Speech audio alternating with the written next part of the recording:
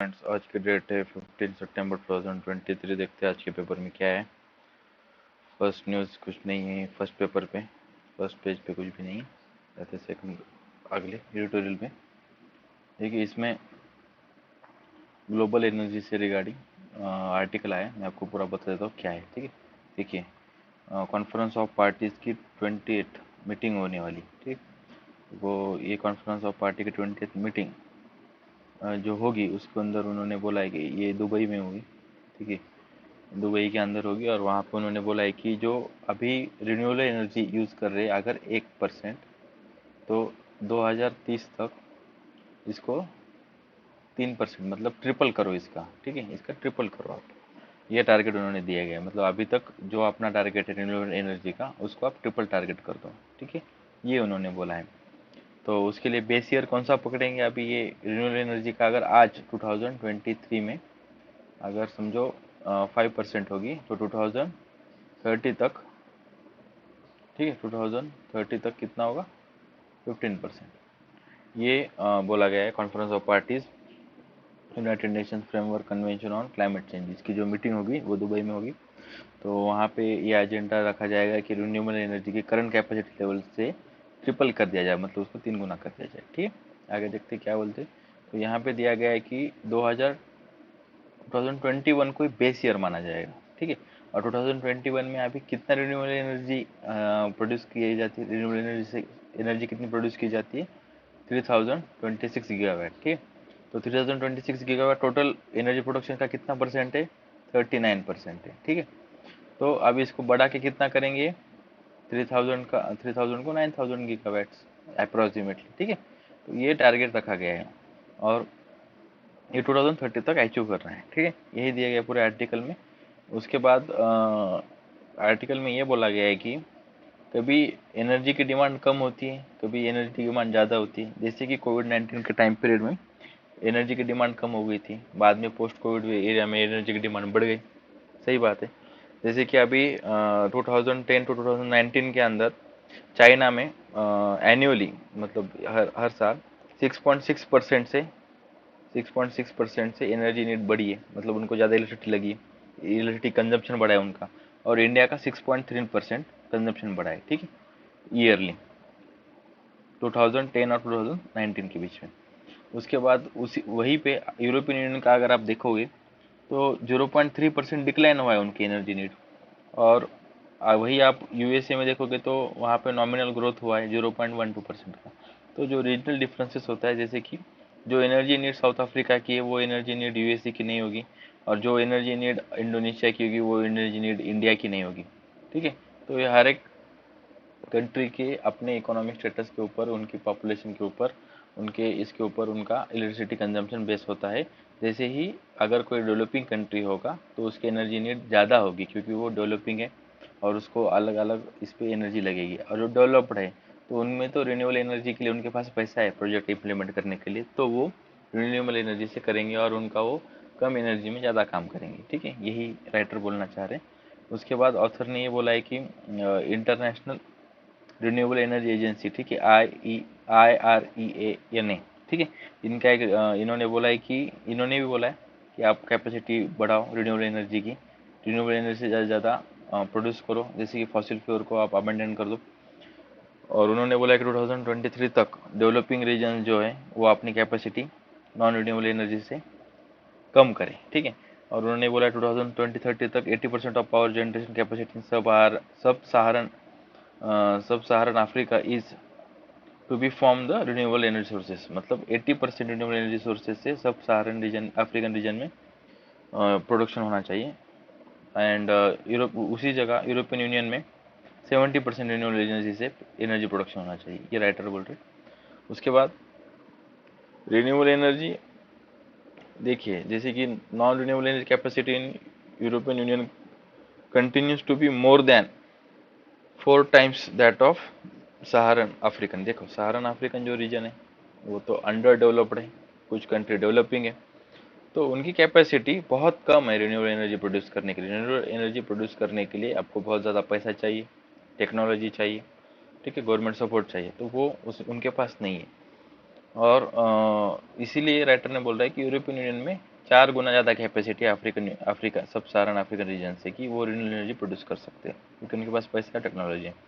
उसके बाद नरेंद्र मोदी जी ने COP26 कॉन्फ्रेंस ऑफ पार्टी 26 में ये बोला था कि जो India will India would increase the ambition to 500 gigawatts from non fossil fuel sources by 2030। उन्होंने बोला 2030 तक इंडिया 500 गीगावाट का टारगेट अचीव करेगा एम्बिशन। उसी कॉन्फ्रेंस में जो बाइडेन ने बोला था कि हम तो कुछ भी, उन्होंने कोई कमिटमेंट ही नहीं की। ठीक है, यूरोपियन यूनियन ने भी कमिटमेंट की है कि वो 40% रिन्यूएबल एनर्जी प्रोड्यूस करेंगे बाय 2020-30। ये टारगेट उन्होंने अभी अपडेट किया।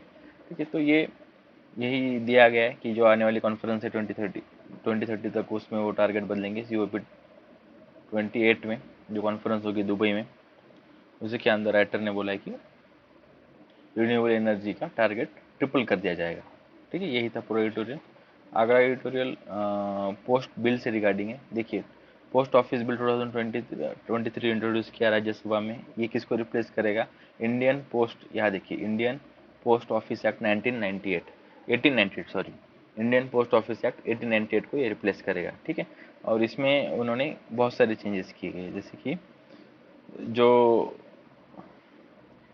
प्राइवेट मेंबर्स, अभी देखिए पोस्ट में प्राइवेट मेंबर्स का इंक्लूजन हुआ, DTDC, ब्लू डार्ट, ये कुरियर सर्विसेज आ गई है। और जो पोस्ट है ये कस्टमर सेंट्रिक होनी चाहिए सर्विसेज। ठीक है, ये इन्होंने बोला है। उसके बाद उन्होंने बोला है कि 1898 का जो इंडियन पोस्टल एक्ट था, इंडियन पोस्ट ऑफिस एक्ट, वो तो सिर्फ मेल सर्विसेज पे, मतलब खत, ठीक है, मतलब खत भेजने वाले लेटर्स वाले सर्विस पे ही फोकस करता था। वो डिलीवरी वगैरह चीज़ों की, पार्सल्स की, मतलब गुड्स की, इतना इस पे फोकस नहीं करता था। और उनका जो डिलीवरी सिस्टम था, उसके लिए अभी एडवांस व्हीकल्स वगैरह चाहिए, मतलब अगर कोई बड़ी चीज़ होगी उसको डिलीवर करने के लिए, वो बोला गया। और अभी जो नया रेगुलेशन लाया है उसके अंतर्गत, मतलब उसके अंदर director general of post office, ठीक है, director general of postal services regulate करेगा पूरे जो जो चीज़ें उनको चाहिए, और वो उसको डायरेक्ट कौन करेगी? सेंट्रल गवर्नमेंट उसको प्रिस्क्राइब करेंगे क्या करना है। ठीक है, नए बिल के अंदर ये बोला गया है कि जो ऑफिसर होगा वो कोई भी पार्सल को, जब जो कोई यहाँ से ए जगह से बी जगह एक पार्सल जा रहा है, तो वो इसके बीच में ही इस पार्सल को खोल के देख सकते हैं। क्यों खोल के देख सकते हैं या फिर उसको स्टॉप कर सकते हैं, उस पार्सल को अपने सीज कर सकते हैं? क्योंकि अगर उस interest of the security of the state, friendly relations with the foreign states, public order, emergency और पब्लिक सेफ्टी, और अपॉन ऑकरेंस ऑफ एनी, देखो जैसे कि उन्होंने ग्राउंड दिए गए, अगर पब्लिक सेफ्टी होगा, किसी कंट्री के साथ अपने रिलेशन अच्छे हैं, उन्होंने बोला कि ये पार्सल में ड्रग्स है, ये है, वो है, तो उसको अपन रोक सकते हैं। लेकिन जो 1998 की इसमें दिया था, वहाँ पे भी उन्होंने बोला था कि खाली अगर कोई एक्सप्लोजिव होगा, ठीक है, ड्रग्स हो गए, मतलब कोई नार्कोटिक ड्रग्स वगैरह ये होगा, तो उसको रोक सकते थे। और उन्होंने ये बोला है कि जो there is similar legislation for courier forms, और उन्होंने बोला है कि ये तो सिर्फ लेटर्स पे अप्लाई होता था। There is no similar legislation for courier forms, ये तो सिर्फ पोस्टल इसको रेगुलेट कर रहा है ना, जो प्राइवेट मेंबर्स हैं उनको तो कोई रेगुलेट करने वाला ही नहीं है। ठीक है, तो उनके लिए भी ये बिल में प्रोविजन किया गया है। और उन्होंने बोला है कि इंडियन पोस्ट जितना डिलीवरी करता है ना कुरियर्स, वो सिर्फ 15% है। इंडियन पोस्ट का शेयर गुड्स की डिलीवरी में सिर्फ 15% है। ठीक है, और उन्होंने बोला है कि ये जो पहले की इसमें, अभी देखेंगे आप, अगर बहुत सारे एड्रेस देखेंगे तो यहाँ लिखा होता है कि इस चौक के बाजू में, इस शॉप के बाजू में, परफेक्ट एड्रेस नहीं होता, आदमी का नाम, उसके कोऑर्डिनेट्स, उसका लोकेशन वगैरह नहीं दिया होगा। नए एक्ट के हिसाब से आपको पूरा लोकेशन देना पड़ेगा, आपका नाम, आपका पूरा एड्रेस, और वो अगले तो डिजिटल उसके कोऑर्डिनेट्स भी मिलने चाहिए अपने गूगल पे, मतलब परफेक्ट एड्रेस होना चाहिए किसने क्या मंगाया। इसकी वजह से तो ड्रग ट्रैफिकिंग वगैरह होती है, क्या बेच रहे क्या नहीं बेच रहे ये समझ नहीं आता। ठीक है, तो इसके लिए अभी डिजिटल फॉर्म में पूरा एड्रेस आएगा और उसमें पूरे कोऑर्डिनेट्स आएंगे। ठीक है, जिसको चाहिए जो भेज रहा है उसके दोनों के भी, ठीक है, जियो स्पेशल कोऑर्डिनेट्स आएंगे उसके अंदर। उसके बाद ये बोला गया है कि अगर ये सही से हो गया पूरा, तो ड्रोन से भी डिलीवरी हो सकती है। देखिए बहुत सारे कंट्रीज में अभी ड्रोन से डिलीवरी हो रही है, तो इंडिया में भी हो सके। ये बोला गया है, लेकिन अभी नहीं पता होगी या नहीं होगी। ठीक है, क्लॉज 4 ऑफ द 1898 एक्ट का क्या बोलता है कि central government shell exclusive privilege of conveying by the post all letters, मतलब वो खाली लेटर्स के लिए ही पोस्ट बनाया गया था। ठीक है, उसका receiving, collecting, spending, dispatching, delivering of all letters. But जो लेटर की डेफिनेशन है वो एक्ट में डिफाइन ही नहीं की गई थी, तो वो वेग हो गया टर्म। ठीक है, ये टर्म ही वेग हो गया। तो अभी जो नया बिल आया है उसमें उन्होंने पूरे, ये बिल है, ये राज्यसभा में आया अभी, जैसे ही पास होगा वैसे और डिटेल में आएगा, तो और डिटेल में देख लेंगे अपन। यही था, इतना ही। आगे देखते हैं। देखो, गुजरात में स्टेट एजुकेशन मिनिस्टर ने बोला है कि 296 स्कूल में खाली एक टीचर है। ठीक है, ऐसे ही थोड़ी मज़ेदार लगी बात, तो मैंने आपको बता दी। उसके बाद हाँ, चाइना ने बोला है number of Chinese war planes detected around Taiwan 68 dozen, मतलब 68 इंटू 12 इतने प्लेन्स डिटेक्ट हो गए तैवान के आजू बाजू में। ठीक है, एंड 10 वॉर नेवी शिप्स मिली है वहाँ पे। तो क्या पता कब वो अटैक कर दे। ठीक है, एंड उड़ीसा में 1.3 लाख जो टीचर्स है वो लीव पे गए हैं, मतलब उन्होंने जॉब नहीं जा रहे जॉब पे। उसका दो रीज़न दिए उन्होंने। फर्स्ट रीज़न उन्होंने बोला उड़ीसा में कॉन्ट्रेक्चुअल अपॉइंटमेंट सिस्टम एंड उनको ओल्ड पेंशन को वापस लाना है। ठीक है, around 54,000 schools across the states are shut down. देखिए, बहुत बड़ा नंबर हो गया ये तो। ठीक है, उसके बाद एक इम्पोर्टेंट आर्टिकल देखते हैं। Massive hut down at hunt launch for Lashkar e Taiba militants in Jammu and Kashmir Anandnagar. अभी आनंदनगर में एक दुखद घटना हुई जहां में आतंकवादियों ने 2 आर्मी ऑफिसर्स को और एक डीवाईएसपी को मार दिया। ठीक, और इसकी जिम्मेदारी पाकिस्तान ने ले ली। पाकिस्तान ने लश्कर ए तैयबा के अटैक की जिम्मेदारी ले ली गई है। तो इतना ही याद रखिए, लश्कर ए तैयबा LET ये पाकिस्तान बेस्ड टेररिस्ट ऑर्गेनाइजेशन है, और उनको उनके आतंकवादियों ने ये किया है। ठीक है, और अब्दुल्ला क्या बोलते हैं, ये फॉर्मर चीफ मिनिस्टर है जम्मू एंड कश्मीर के, फारूक अब्दुल्ला। उन्होंने बोला है कि only talks will and militancy. ठीक है, उसके बाद देखिए, ये इम्पोर्टेंट, बहुत ही इम्पोर्टेंट आर्टिकल है, ध्यान से देखिए। All reports all reported birth dates will be digitally registered from October 1। देखो, सेंटर का पोर्टल बनाएगी, सेंटर का एक पोर्टल है, वहाँ पे सारे बर्थ एंड डेथ रजिस्टर होगी। देखो, all reported birth and deaths in the country will be digitally registered. ये डिजिटल रजिस्टर होंगे सेंट्रल के पोर्टल पर होंगे। ठीक, किसके अंतर्गत होगी? Registration of birth and death amendment act 2023। ये एक्ट इंपॉर्टेंट है, याद रखिए बिल्कुल। Registration of birth and death amendment act 2023 के हिसाब से ये बर्थ एंड डेथ रजिस्टर होंगे। ठीक है, 1 सितंबर से। और डिजिटल बर्थ सर्टिफिकेट अलाउ किया जाएगा। ये digital birth certificate single document होगा जो आपको एजुकेशन इंस्टीट्यूशन में एडमिशन के लिए काम आएगा, ड्राइविंग लाइसेंस को एप्लीकेशन को काम आएगा, गवर्नमेंट जॉब के एप्लीकेशन में काम आएगा, पासपोर्ट आधार कार्ड के लिए काम आएगा, वोटर एनरोलमेंट के लिए काम आएगा, रजिस्ट्रेशन ऑफ मैरिज के लिए भी काम आएगा। ठीक है, और ये सेंट्रलाइज डाटा बेस जो होगा वो किसको अपडेट करेगा? ये बहुत इंपॉर्टेंट है, ध्यान से सुनिए।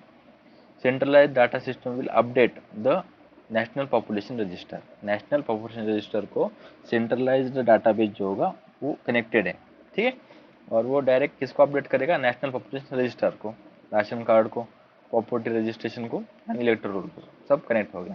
देखिए, अभी थोड़ा ना जानकारी लेते हैं नेशनल पॉपुलेशन रजिस्टर के बारे में। National population register first on compiled in 2010 में पहली बार बना था, और अपडेट 2015 में हुआ था। ठीक है, through door to door enumeration already has been database of 119 crore residents. ठीक है, डोर टू डोर डाटा लिया गया था, और 119 करोड़ लोगों का, रेसिडेंट्स का उसमें इंफॉर्मेशन है।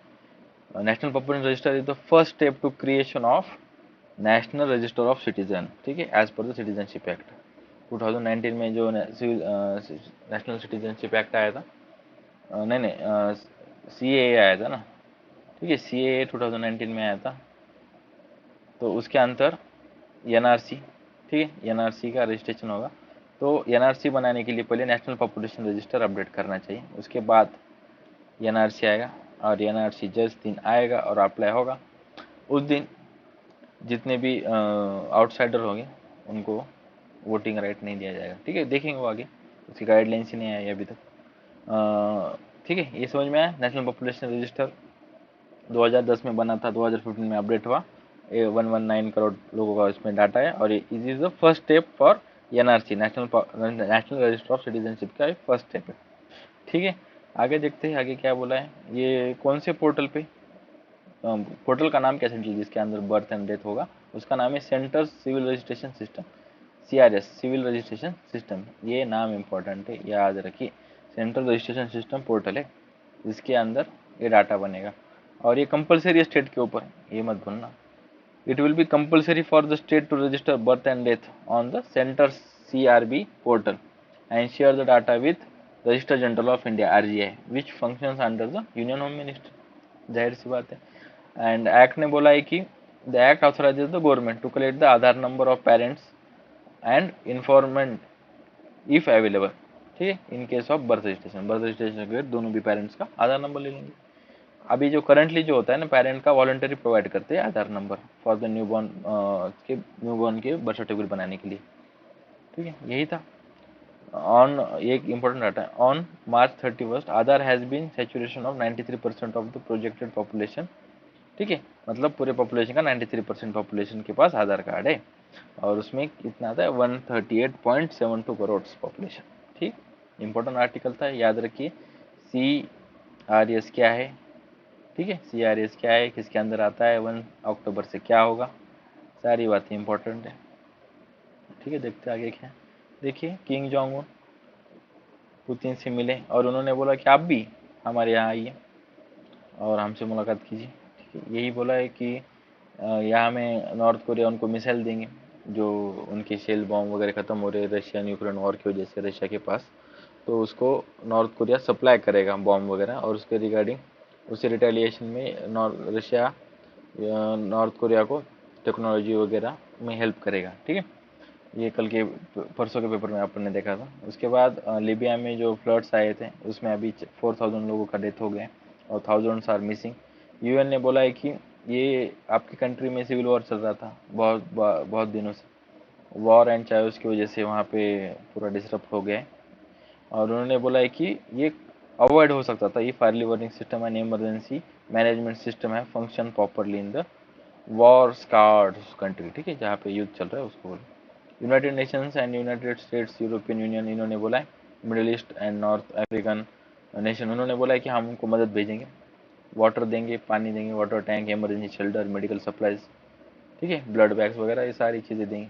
ठीक है, यही था इसमें। ये एक बहुत इंपॉर्टेंट मस्त मेरा फेवरेट आर्टिकल है, NASA unidentified flying objects. Unidentified flying objects का मतलब ये होता है कि आपको पता नहीं चल रहा वो क्या है, वो एरोप्लेन है, पक्षी है, या फिर भूत है। ठीक है, तो नासा ने एक रिपोर्ट निकाली अभी, तो उन्होंने बोला है कि अनआइडेंटिफाइड ऑब्जेक्ट्स के ऊपर एक साल उन्होंने ये किया, और उन्होंने बोला, NASA said on Thursday that the study of unidentified flying objects, ठीक है, पहले तो उन्होंने माना देवल कि there are unidentified flying objects है दुनिया में, विल रिक्वायर्ड, इनको ढूंढने के लिए, इनको पहचानने के लिए क्या will required new scientific technology techniques including the advanced satellites as well as the shift in how unidentified flying objects are pursued। ठीक है, उन्होंने बोला है कि हमें एडवांस टेक्नोलॉजी सैटेलाइट चाहिए, तो हम इसको देखेंगे। Agency release the finding after year long study into unidentified flying objects के ऊपर। ठीक है, उन्होंने बोला है कि panel found no evidence that the unidentified anomalous phenomena had extraterrestrial origin. तो मेरे को तो लगता है बोल के एक्स्ट्रा टेरेस्ट्रियल ओरिजिन, एलियंस वगैरह आके विजिट करके जाते, देखते आप लोग किसी भी प्रिपरेशन कर रहे हैं, और लेकिन नासा ने बोला ऐसा कुछ इसका रिलेशन नहीं है, एक्स्ट्रा ओरिजिन नहीं है। ठीक है, यही था आज के पेपर में। Thank you.